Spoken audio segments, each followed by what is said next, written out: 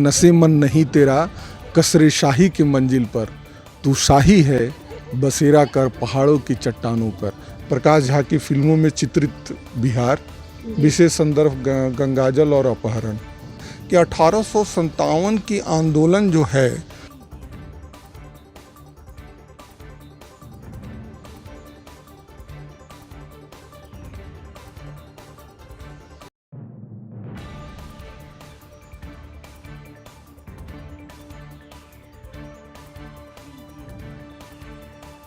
नमस्कार, मैं कंचन शर्मा। आप देख रहे हैं लाइव इंडिया न्यूज।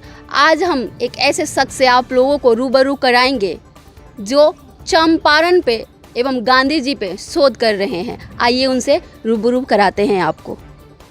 आपका स्वागत है लाइव इंडिया न्यूज में। धन्यवाद। आप अपना परिचय बताएंगे। मेरा नाम राजेश पांडे है और मैं बगल के ही जिले सिवान का रहने वाला हूँ और मैं यहाँ महात्मा गांधी केंद्रीय विश्वविद्यालय से एमफिल किया है। अभी मैं पीएचडी यहाँ कर रहा हूँ हिंदी विभाग में। आपकी शैक्षणिक योग्यता क्या है? शैक्षणिक योग्यता ये है कि मैंने पहला एमए राजनीति विज्ञान से किया, लेकिन मैं जॉब करता रहा और फिर मैं अपने घर आ गया, सिवान आ गया तो वहाँ पे स्थानीय अखबार में प्रभात खबर में काम किया, दैनिक जागरण में काम किया। लेकिन उसी दरम्यान मैं पढ़ता रहा और उसमें मैंने भोजपुरी से एमए किया और फिर मैं हिंदी से एमए किया। सेंट्रल यूनिवर्सिटी का टेस्ट दिया, फिर यहाँ मुझे ले लिया गया और यहाँ मैं एमफिल किया और एमफिल में मेरा विषय था प्रकाश झा की फिल्मों में चित्रित बिहार, विशेष संदर्भ गंगाजल और अपहरण। ये मेरी शैक्षणिक यात्रा है। आप चंपारण पे एवं गांधी जी पे शोध कर रहे हैं। आपने चंपारण और गांधी जी को ही क्यों चुना? चंपारण पे आप कहिएगा तो सीधे तौर पे मैं शोध नहीं कर रहा हूँ। मेरे शोध में एक जो सब टॉपिक है, उपभाग है, उसमें ये है कि 1857 की आंदोलन जो है, उस आंदोलन का प्रभाव गांधी जी पर क्या पड़ता है। तो गांधी जी को जानने के लिए चंपारण को जानना पड़ेगा और जब चंपारण को आप जानते हैं, समझते हैं और गांधी जी का जब यहाँ आगमन होता है तो ये आपको समझना पड़ेगा कि ये ऐसा कौन सा मर्म है इस मिट्टी में जिसने गांधी को महात्मा बना दिया। तो अच्छी अच्छी पुस्तकें हैं एनबीटी से और बिहार सरकार के द्वारा भी राष्ट्रभाषा परिषद से डॉक्टर राजेंद्र प्रसाद जी ने, हमारे प्रथम राष्ट्रपति जी ने लिखा है चंपारण में गांधी। इसको पढ़ना चाहिए कि गांधी जी यहाँ आते हैं और जो अपना काठियावाड़ा जो वस्त्र है वो यहाँ उतार देते हैं। और यहीं पे ढाका के पास एक लखनसेन बड़हड़वा गांव है जहाँ वो पहली बार नवंबर 1917 में स्कूल स्थापित करते हैं। वहीं पर पहली बार वो चरखा चलाते हैं। चरखा चलाने का मतलब ये होता है कि आप आत्मनिर्भर हो जाइए। गांधी जी को ये पता था कि हम हथियार से नहीं जीतेंगे इतना विशाल साम्राज्य को जिसका सूरज नहीं डूबता है, तो हम इसको जीत सकते हैं अपने आप को स्वतंत्र करके। अभी हम खुद स्वतंत्र नहीं हैं, यानी हम स्वच्छता से स्वतंत्र नहीं हैं, हम गंदगी से स्वतंत्र नहीं हैं, हम वर्ण व्यवस्था से स्वतंत्र नहीं हैं, हम छुआछूत से स्वतंत्र नहीं हैं। और जो हमारे अंदर जो सबसे बड़ी बात है कि हम शैक्षणिक दृष्टि से जागरूक नहीं हो रहे हैं, हमारे में शिक्षा नहीं। गांधी जी ने इन सभी चीज़ों का काम किया और ये जो आज चंपारण आज जो आप देख रही हैं, आज ये 2 जिलों में बटा हुआ है। इस समय एक ही ज़िला था और बहुत बड़ा ये ज़िला था और गांधी जी एक कोने से दूसरे कोने जाया करते थे और एक बहुत जन जागृति वहाँ ले आए। उस समय अंग्रेज़ों का सबसे ज़्यादा यहाँ शोषण था। जो नील्हे किसान थे जिनसे नील की खेती करवाई जाती थी, लगभग 40 प्रकार के लगान लिए जाते थे। उन लगानों का वर्णन है पुस्तकों में, आप पढ़ेंगे तो।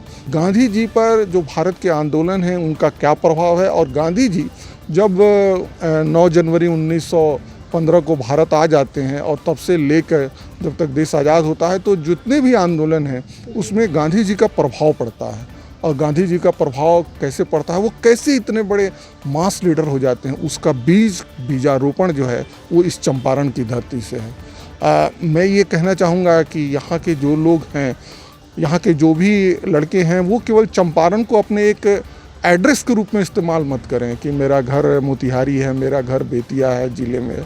इस चंपारण की जो भूगोल है, इतिहास है, सामाजिक सांस्कृतिक स्थिति है, इसको थोड़ा सा रुकिए, थोड़ा सा इसके बारे में पढ़िए सबसे बढ़ के जब गांधी जी को आप पढ़ेंगे तो उसके साथ राजकुमार शुक्ल आएंगे, उसके साथ यहाँ के मुनीस भाई पत्रकार आएंगे, यहाँ पे गोरख बाबू आएंगे। गांधी जी एवं चंपारण के आंदोलन में बेहतर भूमिका के पक्ष एवं विपक्ष के बारे में बताइए। गांधी जी जब आते हैं 1914 में दक्षिण अफ्रीका से चलते हैं और 1915 में जब यहाँ पहुँचते हैं तो वो आते हैं और वो सबसे पहले भारत की जनता को देखने के लिए वो जाते हैं हरिद्वार। और हरिद्वार जाते हैं तो लोगों को देखते हैं, यहाँ की चीज़ों को समझते हैं, जानते हैं, पहचानते हैं। इसी समय यहाँ पे आंदोलन चल रहा होता है। आंदोलन क्या, एक यहाँ पर सतवरिया गांव के किसान हैं और वो अपना घर वगैरह सब छोड़ के और रहने लगते हैं बेतिया में। उनका नाम पंडित राजकुमार शुक्ल है। और राजकुमार शुक्ल जो है वो नील्हे, जो यहाँ पे लोग जो नील की खेती किया करते थे तो उनका सब कुछ उसमें लूट पिट जाता है। और जो नील्हा इंस्पेक्टर होते हैं जो कई बीघे ज़मीन पर नील की खेती करवाते थे, वो बड़ा अत्याचार करते थे। और अत्याचार इतना होता था कि लोगों को 40 प्रकार का लगान देना पड़ता था। और ये राजकुमार शुक्ल जो हैं वो इससे छुटकारा पाने के लिए वो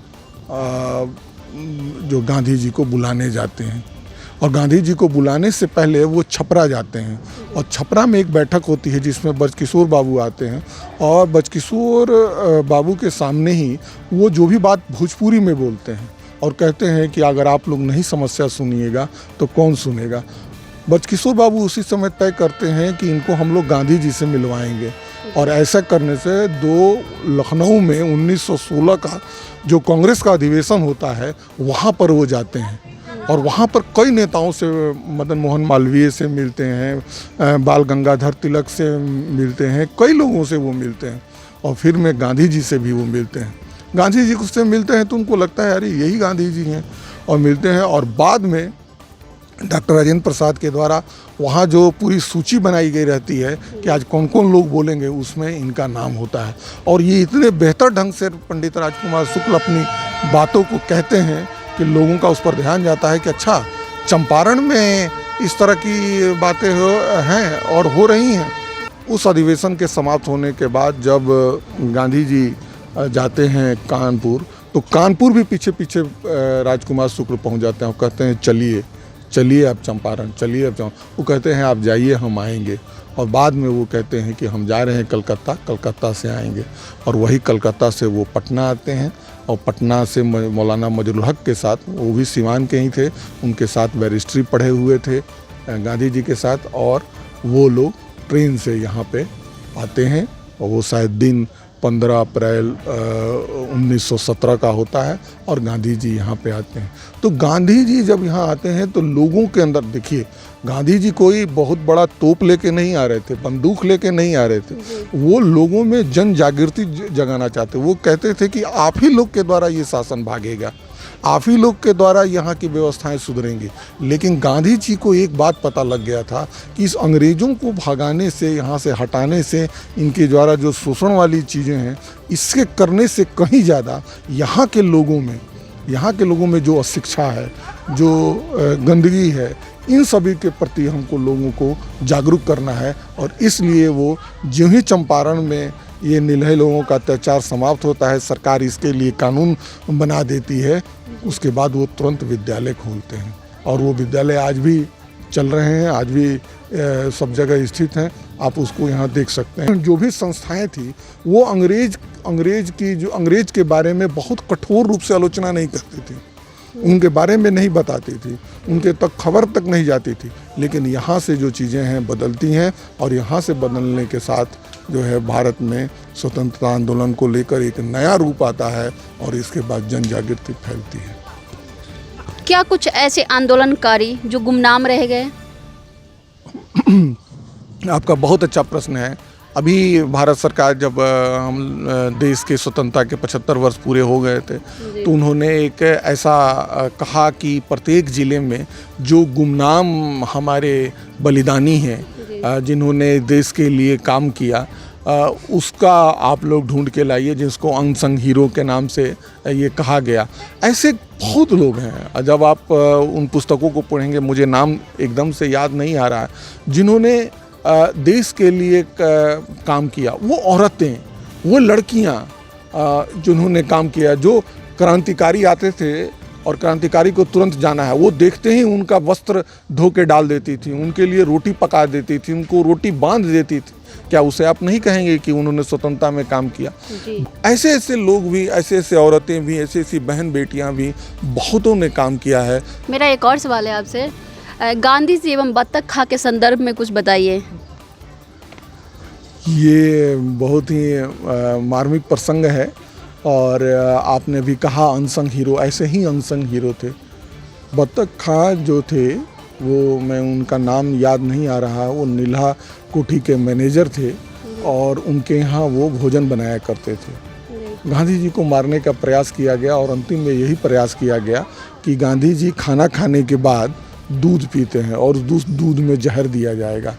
तो बत्तख खां जब खाना वाना पूरा बना देते हैं, ये बात मैंने जो पढ़ा है वो चंपारण में गांधी पुस्तक से पढ़ा है, और गांधी जी आइल बानी एक भोजपुरी में भी पुस्तक है प्रशांत किशोर की, उसमें इसका पूरा विस्तार से वर्णन है। तो वो पूरा खाना वाना बना देते हैं, लेकिन वो धीरे से गांधी जी को कह देते हैं कि ये जो दूध मैंने ला के रखा है, इस दूध में जो है वो जहर मिलाया हुआ है और आप इसे मत पीजिएगा। और गांधी जी इसको नहीं पीते हैं, गांधी जी बाद में उधर रख देते हैं। लेकिन गांधी जी ये बात किसी से कहते नहीं हैं। बहुत दिनों के बाद ये बात जो है वो ब्रजकिशोर बाबू से कहते हैं। ये ऐसा कहीं कहीं किताबों में जिक्र मिलता है। लेकिन गांधी जी वो दूध नहीं पिए, छोड़ दिए। इसका शक जो है वो एमिनो नाम का था व्यक्ति, उसको जो नील्हा कोठी का जो इंस्पेक्टर था उसको मालूम होता है, तो वो समझ गया कि बत्तख मियाँ ने ज़रूर धोखा किया है और गांधी जी को बता दिया है। इसलिए गांधी जी ये दूध नहीं पिए हैं और दूसरे दिन ही बत्तख मियाँ को नौकरी से निकाल देता है। तो देश को आज़ाद कराने में, देश को स्वतंत्र कराने में ये छोटे छोटे लोगों का बहुत ही अहम योगदान है और बड़ी ईमानदारी के साथ देश को स्वतंत्र कराने के लिए काम किया है। उसमें से बत्तख मियाँ भी एक हैं, जो हमारे देश में, हमारे समाज में ईमानदारी की एक बहुत बड़ी मिसाल है। अंत में आप चंपारण वासियों को, चंपारण के युवाओं को क्या संदेश देना चाहेंगे? युवाओं को यही संदेश देना चाहेंगे कि नशे मन नहीं तेरा कसरे शाही की मंजिल पर, तू शाही है बसेरा कर पहाड़ों की चट्टानों पर। नशे मन कहते हैं घोंसला को, नशे मन नहीं तेरा कसरे शाही के मंजिल पर। कसरा कहते हैं जो महल के ऊपर, गुंबज पर, यानी तुम ऊपर जाके मत बैठ जाओ, तुम समाज में सबसे ऊपर जाके बैठो चट्टान पे, जिससे पूरे समाज को तुम देखो। एक ऐसा तुम अपना मुकाम हासिल करो, एक ऐसा जहाँ हासिल करो कि इस देश के लिए कुछ नाम हो। सब कोई जो भी इस धरती पर पैदा लिया है वो किसी न किसी प्रकार से अपनी वृत्ति करेगा, उसको भोजन वस्त्र आवास मिलेगा।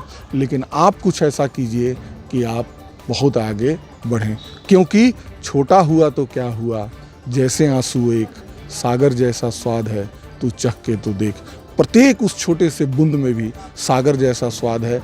उसको काम करना चाहिए, उसको बढ़िया से पढ़ना लिखना चाहिए, उसको एक जागरूक इंसान होना चाहिए और उसको अपने समाज के लिए कुछ न कुछ ऐसा करके जाना चाहिए ताकि लोग उसका नाम लें और ये समाज तभी आगे बढ़ेगा।